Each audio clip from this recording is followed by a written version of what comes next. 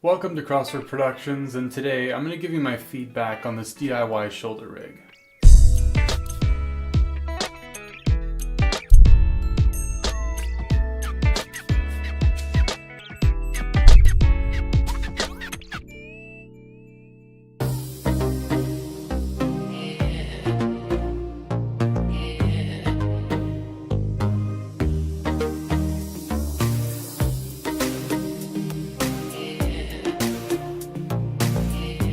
So as you can maybe already tell, this isn't my original design. I actually got this design off of a Filmriot episode where they showed to make a $25 shoulder rig out of PVC and foam back in about 2012. In Filmriot's video, they showed how to heat up the ends of the shoulder rig with a heat gun and lodge counterweights onto the end. The difference in my rig is that I decided to join the two ends together with elbow joints and then a piece across. So that when I had the shoulder rig on and I need to maybe change camera settings, instead of balancing it on my shoulders, I can let the back part just lay on the back of my neck and I can change the camera settings this way so that I don't have to set the camera rig down to change anything. In my short film Toast: A Presence of God, I actually used the shoulder rig for almost all of the shots that had David or his brothers in it. Not Goliath, because he was all composited. But it served for really nice stabilization. It kept a lot of the weight off my arms as well. When I was filming it, I did have a matte box with some ND filters mounted on the end of my 50mm.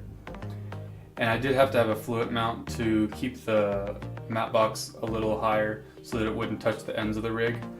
But now that I have my own matte box, I'm not able to do that because this one needs the connection for the rails. So luckily, my Film City shoulder rig, which this goes to, is able to mount to the quick release plate on this mount on the rig, and I'm able to have the whole rail system on the rig at the same time, which sort of defeats the purpose since I'm essentially putting a shoulder rig on a shoulder rig. But it does show that you are able to attach both rail system matte boxes and lens mount boxes. Something that's nice I need water! Something that's nice about these shoulder rigs is since they're PVC, you're able to mount maybe a T-joint here or on both ends. And so then you're able to mount maybe a mic or a light or monitor so that you can have more of a run and gun style rig versus having a separate monitor somewhere else or a mic or lights. Now I'm going to show you some test footage that I got with the shoulder rig. In this first shot I tried handheld to just see how the stabilization looked organically. And then I tried it with my shoulder rig, which made a substantial difference.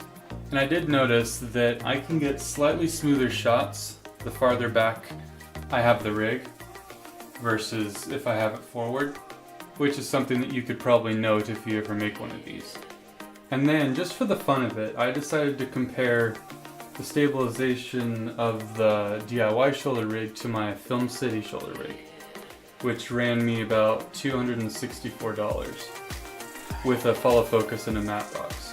And when I compared the stabilization, I actually found that the DIY rig outperformed this one, which was kind of surprising.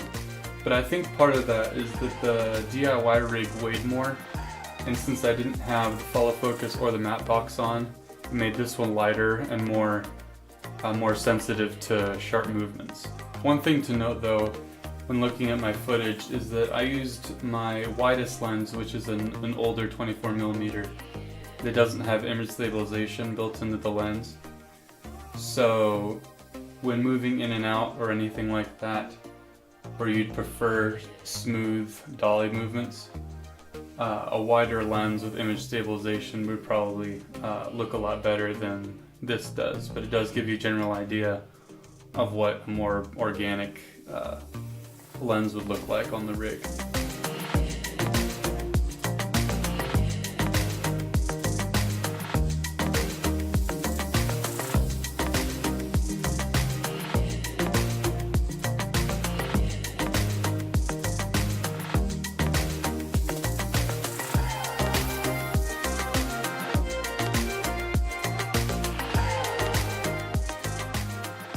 If you haven't already, go ahead and check out Filmriot's episode, where they showed how to build this and they also showed some test footage that they got using it. So I hope you enjoyed this video, and if you'd like, go ahead and subscribe and check out some of my other videos. And if you're interested, the links for my social media are down below.